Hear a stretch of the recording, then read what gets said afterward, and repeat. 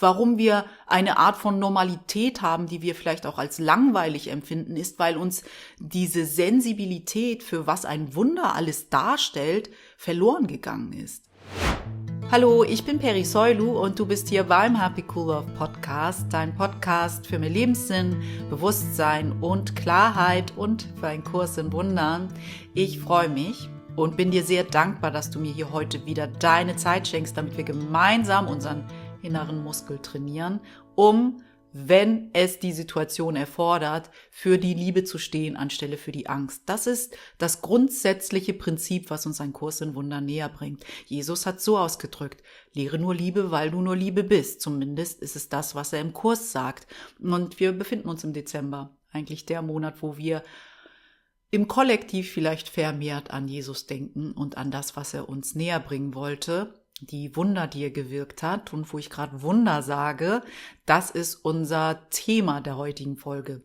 Um in dieses Thema tiefer einzusteigen, habe ich uns ein Zitat von Einstein mitgebracht. Einstein soll nämlich gesagt haben, entweder ist alles ein Wunder oder nichts ist ein Wunder. Und was wir heute gemeinsam machen wollen im Dezember, ist eigentlich auch so ein bisschen der Monat der Wunder, finde ich, mit Weihnachten und unser Gedenken an Jesus, dass wir uns noch mal so ein bisschen zu Gemüte führen, was ist eigentlich alles ein Wunder? Weil das Ego-Angst-Denksystem hat eine Idee und eine Definition darüber, was Wunder sind, und sie sind sehr extraordinär, sehr besonders und vielleicht auch nur zugänglich für bestimmte Menschen, so wie Jesus. Aber wir Normalvolk, wir können ja überhaupt nichts ausrichten. Wir sind dann abhängig von irgendjemandem, der ein Wunder für uns wirkt, damit wir vielleicht auch davon irgendwie profitieren können. Und ein Kurs im Wundern gibt uns glücklicherweise viel mehr Hinweise darüber, was ein Wunder alles ausmacht. Und Wunder werden auf einmal so normal, will ich jetzt mal sagen, wenn du einen Kurs in Wundern nimmst und deine Definition von Wundern erweiterst. Und in dem Sinne kannst du jeden Tag wundervoll begehen, je nachdem, wie du Wunder definierst, wie du ausgerichtet bist, ob du wunderwirkend sein willst oder nicht oder wundersehend sein willst oder nicht. Aber bevor wir dorthin gehen und das Zitat von Einstein als Sprungbrett nehmen, möchte ich noch mal kurz zu 365 Tage Wunder 2026 kommen, weil am Donnerstag, den 18.12.2025, öffnen sich die Türen für die Anmeldung für dich.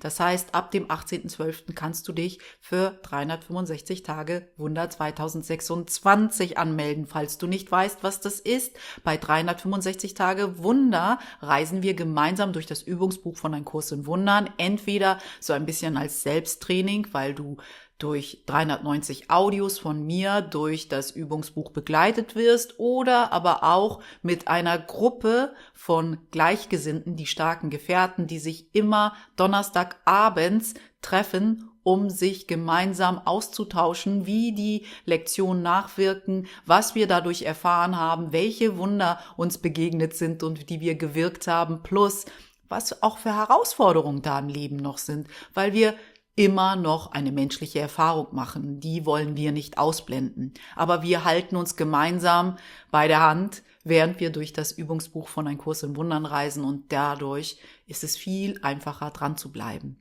Also, ab dem 18.12. kannst du dich dafür anmelden. Falls du Fragen dazu hast, dann schreib mir gerne eine E-Mail unter hallo@happycoollove.de und ich verlinke die Anmeldung hier unter den Shownotes für dich und hoffe, dass wir uns in dem ein oder anderen Format wieder treffen. Ich würde mich wirklich sehr freuen. Also, wir kommen mal wieder zurück zu dem Zitat von Einstein: Entweder ist alles ein Wunder oder nichts ist ein Wunder.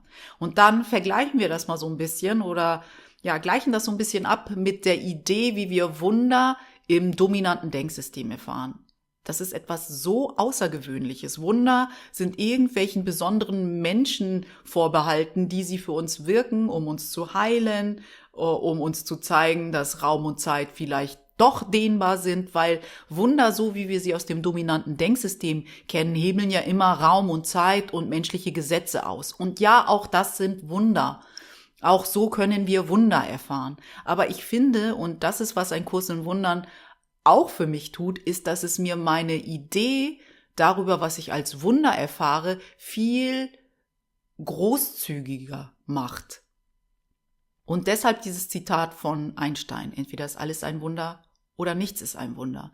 Wozu ich uns hier in dieser Folge vor allem einladen will, ist, dass wir unser Verständnis für Wunder so erweitern, dass wir fast nichts mehr als selbstverständlich nehmen. Am besten gar nichts mehr, weil das ist, was passiert. Warum wir eine Art von Normalität haben, die wir vielleicht auch als langweilig empfinden, ist, weil uns diese Sensibilität für was ein Wunder alles darstellt, verloren gegangen ist. Was wäre, wenn alles wirklich ein Wunder ist in deinem Leben? Was wäre, wenn dein Alltag, das, was du als normal empfindest, ein riesengroßes Wunder ist?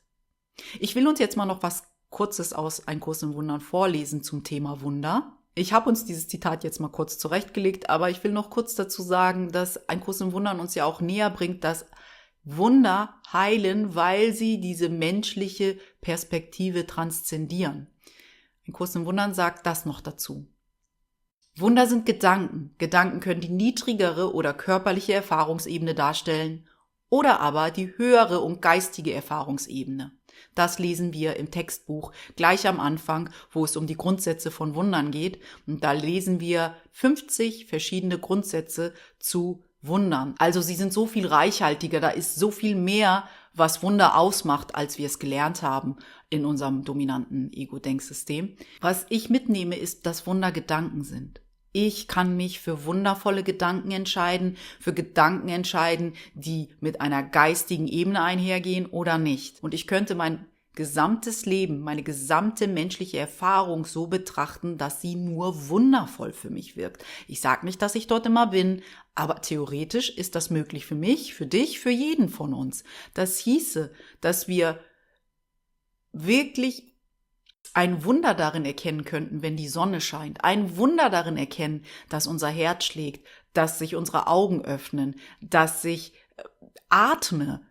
Ein Wunder darin erkenne, dass ich jeden Tag aufwache, ohne dass ich wirklich etwas dazu tue. Ich meine, ich bestimme ja nicht mal, dass mein Herz schlägt. Ich bestimme ja nicht mal, dass ich atme. Natürlich kann ich meinen Atem anhalten, aber irgendwann merke ich auch, das reicht, sonst ersticke ich. Also muss ich wieder atmen. Irgendetwas, was auch immer und wie auch immer du das nennen willst, irgendetwas Höheres lenkt ganz viele Prozesse in meinem Körper, ohne dass ich bewusst etwas dazu tue. Ich kann von A nach B gehen, ohne dass ich den ganzen Tag darüber nachdenken muss, dass mein linkes Bein sich bewegt und dann mein rechtes. Es ist was ganz Automatisches, was wir nie hinterfragen. Für mich sind das riesengroße Wunder, dass ich überhaupt nichts dazu tun muss und mein Körper mehr oder weniger ziemlich gut funktioniert. Wir werden ja erst darauf aufmerksam, dass das nicht selbstverständlich ist, wir es aber als selbstverständlich hinnehmen, wenn irgendetwas mal nicht funktioniert. Dann sind wir meistens sehr, sehr irritiert von uns selbst. Mein Körper funktioniert nicht mehr. Ich bin irritiert. Ich möchte, dass er wieder funktioniert.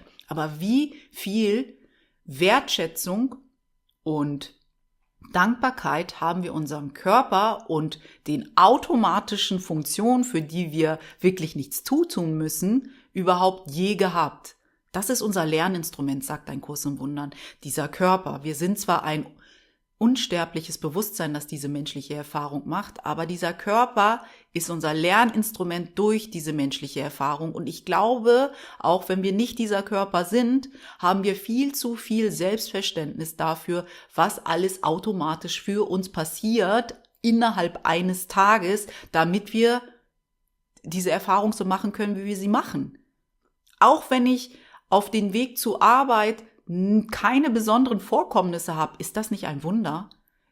Wir merken doch erst oder wir sind doch erst dankbar, wenn wir zum Beispiel, Gott bewahre, fast von einem Auto überfahren werden auf dem Weg zur Arbeit und doch noch intuitiv schnell genug reagieren und das Auto uns nicht erfasst, dann sagen wir, oh mein Gott, das war ein Wunder, ich wurde gerettet, ich hatte einen Schutzengel. Anstelle zu sagen, heute ist mir nichts passiert und das ist ein viel größeres Wunder. Ich wurde erst gar nicht vom Auto fast angefahren, sondern ich bin wie von Engeln begleitet auf meinem Weg zur Arbeit gewesen, dann bei der Arbeit gewesen, ohne besondere Vorkommnisse, die irgendwie bedrohlich gewesen wären oder vielleicht waren sie es auch, in dem Sinne, dass ich wieder meinen Kollegen nicht mochte und dann bin ich wieder nach Hause gegangen und es war Ein ganz normaler Tag. Was für ein Wunder. Kann ich das sagen? Und meine ich das auch, wenn ich das sage? Mein ganz normaler Tag ist ein Wunder, weil ich willens bin, diesen Tag als ein Wunder zu betrachten.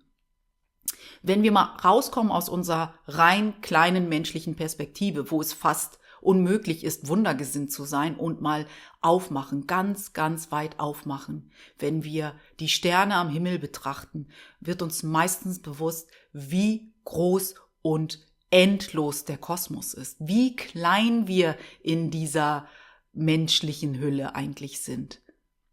Und dass wir auf einem Planeten sind, der mitten im Kosmos hängt, aber nicht mit anderen Planeten zusammenstößt. Das ist der Erde bis dato ja nicht passiert, dass wir mit einem anderen Planeten zusammengeprallt sind.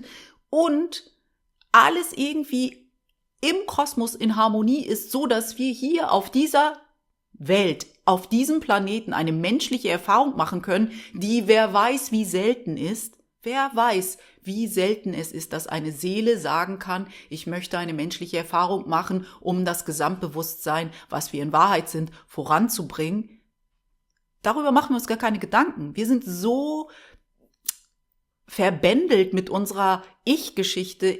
Die Sonne scheint nicht, deswegen habe ich schlechte Laune. So eine Kleinigkeit kann bei uns schon schlechte Laune auslösen und dass wir vergessen, wie wundervoll es ist, diese Erfahrung zu machen. Wie wundervoll es ist, dass dein Herz schlägt ohne dein Zutun. Wie wundervoll es ist, dass du atmest, dass du gehen kannst, dass du stehen kannst, dass du eine Tasse halten kannst, ohne bewusst Energie da reinzustecken. Wie wundervoll es ist, dass du an einem Tag, an dem du zur Arbeit gehst und wieder zurückgehst, gar nichts Besonderes in dem Sinne erlebt hast, was aber wieder besonders ist. Was ist eigentlich das größte Wunder? Dass wir jeden Tag geführt werden, ohne es wirklich anzuerkennen, dass ein normaler Tag tatsächlich, wenn du wundergesinnt drauf blickst, voller Wunder ist? Oder musst du oft genug noch dafür angestupst werden, dass du nicht vom Auto überfahren wirst, Gott bewahre, dass du merkst, meine Güte, wie geschützt und geliebt und gesegnet ich bin, weil mein Tag einfach ganz für mich normal verläuft, was aber gar nicht so selbstverständlich ist. Dass die Erde sich weiterhin um die Sonne dreht, dass die Erde nicht mit einem anderen Planeten kollidiert, all das nehmen wir als selbstverständlich hin. Für uns ist so viel normal geworden, dass uns für unsere Normalität einfach auch eine Art von Dankbarkeit fehlt. Und wer durch diese Welt geht und sich auf viele Dinge konzentriert, die vielleicht nicht für ihn funktionieren, wird ein ziemlich leidvolles Leben führen. Und ich möchte auf diese Idee, dass unser Alltag, unsere Normalität vielleicht wundervoller ist, als wir es wahrnehmen, noch einen draufsetzen. Vielleicht sind auch unsere größten Herausforderungen Wunder, weil sie die Chance haben, uns wieder näher an Gott zu führen, näher an unsere wahre Natur zu führen, uns aufzuwecken für etwas Größeres. Vielleicht sehen wir das aber erst, wenn wir die Herausforderung transformiert oder überwunden haben, im Nachhinein, im Rückblick, was für ein Wunder diese Erfahrung war. Aber wir konnten es in dem Moment gar nicht deuten. Also falls du gerade eine große Herausforderung in deinem Leben hast, vielleicht gibt es einen anderen Blickwinkel für diese Herausforderung, die es für dich wie ein Segen erscheinen lässt. Und vielleicht ist es jetzt aber noch nicht so weit, dass du diesen Segen siehst. Das ist auch okay. Ich habe erst letztens wieder einen Podcast gehört, in dem jemand gesagt hat, unser Geist, also unser Verstand, ist tatsächlich darauf trainiert, immer die Gefahr zuerst zu erkennen, immer gen Angst zu gehen. Also, das Beispiel da in dem Podcast war, wenn du 15 Welpen hast und eine Schlange, wird dich dein Verstand dorthin führen, dein Gehirn dorthin führen, dass du die Schlange zuerst siehst und die Welpen fast ignorierst. Und die Medien und die Politik, die füttern dieses Angstsystem auch noch richtig, richtig gekonnt. Und deswegen ist es auch mega schwer, aus diesem Ego-Besorgnis getrimmten Denksystem herauszufinden, nur wenn du das Ego hast und nichts Höheres. Wir haben wirklich die Aufgabe, unseren Geist zu disziplinieren, immer wieder das Wunder in jeder Situation zu sehen für uns, den Segen für uns in jeder Situation herauszuholen. An diesem Wochenende ist was Interessantes passiert und nicht nur mir, sondern auch meinen Nachbarn. Unsere Heizungen sind ausgefallen. Sie sind tatsächlich jetzt den 4. Tag ausgefallen und es ist in Hamburg ja auch nicht ganz so warm. Es ist ja auch Dezember, also wird es gerade nicht so warm in unseren Wohnungen. Und ich konnte da was Interessantes beobachten, dass sich einige Nachbarn sehr darüber geärgert haben und irgendwie sofort eine Lösung wollten und irgendwie total in den Beschwerdemodus gegangen sind oder in den Kontrollmodus. Ich möchte jetzt wissen, wann die Lösung kommt, Modus. Und ich konnte das einfach so hinnehmen.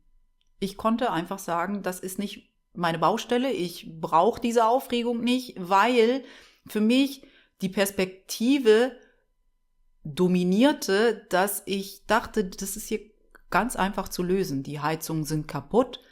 Ab Montag, und das ist auch wirklich so, ab Montag wird sich jemand drum kümmern, dass sie wieder funktionieren. Die Lösung ist für mich sehr logisch herleitbar, sehr klar zu sehen. Ich werde mich nicht über irgendetwas aufregen, wo ich denke, die Lösung ist voll leicht. Warum regen wir uns überhaupt auf? Ja, wir haben jetzt Dienstag und die Heizung ist immer noch nicht an, aber ich weiß, da sitzen Leute dran, die dafür sorgen, dass die Heizung bald wieder funktionieren wird. Warum muss ich mich aufregen? Warum lasse ich mich ärgern? Warum bin ich irritiert? Und, das ist nämlich das Krasse daran, nehme mir meine Verbindung zu Gott. Jedes Mal, wenn ich Ärger wähle, sage ich möchte nicht mit Gott verbunden sein und vor allem, ich möchte keine Wunder, weil Wunder können nicht passieren für dich, wenn du Ärger wählst. Wunder passieren, wenn du die Vergebung wählst. Vergebung ist das Zuhause der Wunder. Was mir aber dann für ein Gedanke kam, als ich merkte, okay, meine Nachbarn, einige von ihnen, regen sich darüber auf, dass die Heizung gerade nicht funktioniert. Aber es ist ja eine sehr, sehr klare Lösung für dieses Problem. Da dachte ich, vielleicht ist es immer so, dass es irgendeine Ebene gibt, eine Bewusstseinsebene, wo es dir leicht fällt, Ruhe zu bewahren, weil du weißt, dein Problem kann ganz leicht gelöst werden. Und vielleicht gilt das für jedes Problem, was wir hier auf menschlicher Ebene sehen. Das heißt, das, was ich als mein Problem empfinde, was ich vielleicht als unlösbar empfinde, kann jemand mit einem höheren Bewusstsein so betrachten, wie ich die Heizungssituation betrachte. Weißt du, worauf ich hinaus will? Dass es immer nur ein Bewusstseinsding ist, wie schwerwiegend dein Problem ist, egal wie krass dein Problem ist. Das beste Beispiel, was ich dafür habe, wo ich immer wieder daran erinnert bin, Peri, wenn Gott auf deine Probleme blickt, dann ist die Lösung voll einfach. Wie würde Gott auf dein Problem hier blicken? Ist im Sommer, wenn ich irgendwo sitze und eine Wespe oder Biene oder Fliege beobachte, die gefühlt unendlich gegen eine Scheibe fliegt und nicht kapiert, dass es eine Fensterscheibe ist und damit nicht kapiert, wie einfach die Lösung ist, nämlich anstelle durch das offene Fenster zu fliegen, fliegt das Insekt immer wieder gegen eine Fensterscheibe. Und ich als Mensch habe ja eine andere Perspektive und weiß, wie leicht es ist, einfach das offene Fenster zu wählen, aber die Biene oder Wespe oder Fliege, die weiß es halt nicht. Und so muss es, habe ich das Gefühl, Gott oder einer höheren Perspektive mit uns gehen.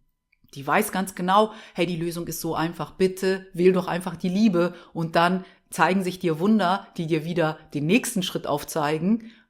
Wir sehen es aber nicht. Wir sind so blind mit dem Ego oft genug, dass wir denken, nein, ich muss das Ego wählen, nein, ich muss meine körperliche Sicherheit wählen und dann nimmt das Chaos seinen Lauf. Also wozu ich uns hier heute einladen will, ist, dass wir uns alle vielleicht noch mal kurz hinsetzen und sagen, vielleicht sind meine Probleme leichter lösbar, als ich gedacht habe und es ist nur eine Frage der Perspektive und vielleicht kann ich ein Gebet dafür sprechen, dass Gott mir eine neue Perspektive für meine Herausforderung aufzeigt, damit ich es leicht lösen kann. Ich muss aber in diese Vorleistung gehen, ich muss daran glauben, dass dieses Wunder möglich ist. Weißt du noch, in diesem Abschnitt von besonderer Bedeutung über Wunder lernen wir müssen in Vorleistung gehen, wir müssen an das Wunder glauben, bevor wir es sehen, damit es sich für uns zeigt.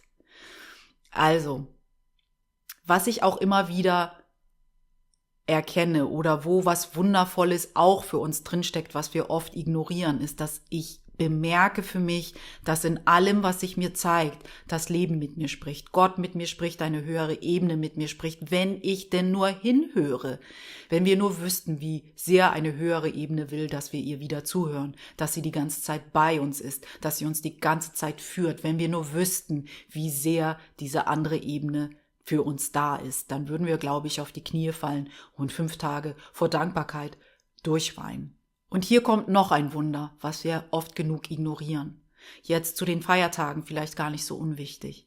Vielleicht können wir unsere Familienmitglieder als Wunder sehen. Vielleicht können wir als Wunder betrachten, dass wir Menschen haben, die mit uns feiern wollen, die uns sehen wollen, auch wenn sie uns triggern. Und vielleicht können wir auch den Trigger als Wunder erleben. Vielleicht können wir mal sagen, meine Knöpfe sind gedrückt. Warum könnte das auch wundervoll sein? Was ist hier vielleicht auch Höheres für mich drin? Der Segen, der sich mir hier zeigen soll. Vielleicht will ich mich auf den konzentrieren und nicht darauf, dass meine Mutter oder meine Schwester oder mein Bruder oder meine Frau oder mein Mann eigentlich nervig sind und ich bin froh, wenn ich wieder zur Arbeit gehen kann. Vielleicht ist es auch ein Wunder, dass wir gerade alleine sind. Vielleicht ist das eine sehr, sehr wichtige Phase, die Gott für uns bereitgestellt hat, damit wir Dinge erkennen, die wir nicht erkennen, wenn wir uns mit anderen Menschen ablenken. Und wenn wir das dann verstanden haben, dann können wir wieder mit anderen Menschen viel näher zusammenkommen. Vielleicht ist alles, was wir erfahren, ein Wunder. Vielleicht sind unsere Herausforderungen, unsere normalen Tage und die Dinge, die wir als wundervoll empfinden, allesamt Wunder und nicht nur etwas Extraordinäres, sondern vielleicht ist ein Wunder etwas sehr, sehr Normales auch. Nicht nur, aber auch. Oder was wir als normal empfinden. Weil ehrlich gesagt, wenn du dich mal hinstellst und für 2 Minuten nachwirken lässt, was es heißt, auf dieser Welt irgendwo im Nirgendwo im Kosmos zu sein, in dieser interessanten menschlichen Hülle, wie hoch ist die Wahrscheinlichkeit? Wie hoch ist die Wahrscheinlichkeit, dass du das hier erfahren darfst? Und wie sehr weißt du das zu schätzen? Wie sehr bedankst du dich beim Universum, beim Leben, bei Gott, dass du heute einen neuen Tag geschenkt bekommen hast, um Wunder zu wirken, um Gott zu wählen, um einen glücklichen Tag zu beschreiten? Ich möchte hier mal eine Pause einlegen und werde nachwirken lassen. Ich hoffe, du auch. Vielleicht kannst du 1, 2 praktische Dinge für dich in deinen Alltag mitnehmen aus dieser Folge. Zum Beispiel mal einen Tag wundergesinnt zu beschreiten. Also wirklich für alles dankbar zu sein, was du erlebst und was du vorher als normal empfunden hast. Und dann mal nachschauen und nachspüren am Abend. Wie verändert sich deine Laune? Wie verändert sich deine Energie, wenn du so durch die Welt gehst, anstelle zu denken, alles, was ich als normal empfinde, dafür muss ich überhaupt keine Dankbarkeit haben. Das muss ich überhaupt nicht anerkennen. Vielleicht schließen wir mit einem kurzen Gebet dafür, dass wir mehr Wunder sehen, auch im Alltäglichen. Und wenn du kannst und es dir jetzt möglich ist, dann schließ doch kurz deine Augen und konzentriere dich auf die Worte. Und wir beginnen. Lieber Gott, ich widme dir diesen Tag. Zeig mir die Wunder, die du für mich hast, die ich bis dato ignoriert habe, weil ich zu beschäftigt war, dem Ego zu folgen.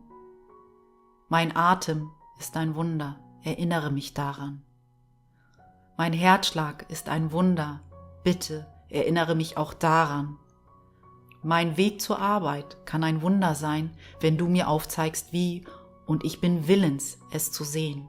Ich bin willens, den Reichtum zu sehen, den ich bis dato übersehen habe, ignoriert habe, weil ich es zu eilig hatte. Ich will nicht mehr eilig sein. Ich will in deinem Tempo gehen, in deinem Rhythmus, Gott. Zeig mir, was du für mich bereithältst. Zeig mir die Fülle und die Liebe und wie gesegnet ich bin und wie du mich hältst und wie du immer zu mir sprichst. Alles ist eine Botschaft von dir an mich, wie sehr du mich liebst.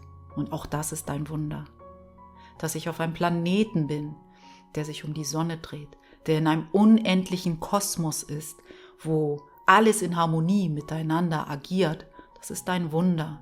Lass mich das nicht vergessen. Lass mich nicht wieder kleinlich werden. Lass mich nicht wieder mit der Angst gehen, sondern mit deinen Wundern, die dein Geschenk an mich sind, deine Gaben, damit ich sie annehme und mit der Welt teile, um ein Segen zu sein.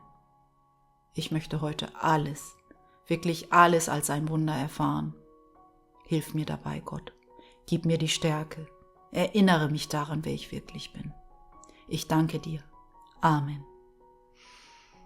Ich freue mich, dass du heute wieder dabei warst und ich freue mich auch immer wieder über deine Gedanken. Was ist zum Beispiel der Wundergrundsatz Nummer 1 für dich? Welcher bleibt bei dir insbesondere immer hängen? Ist es zum Beispiel, es gibt keine Rangordnung der Schwierigkeit bei Wundern oder das Gebet ist das Medium der Wunder oder was auch immer es ist. Ich freue mich, wenn du es mit mir teilst.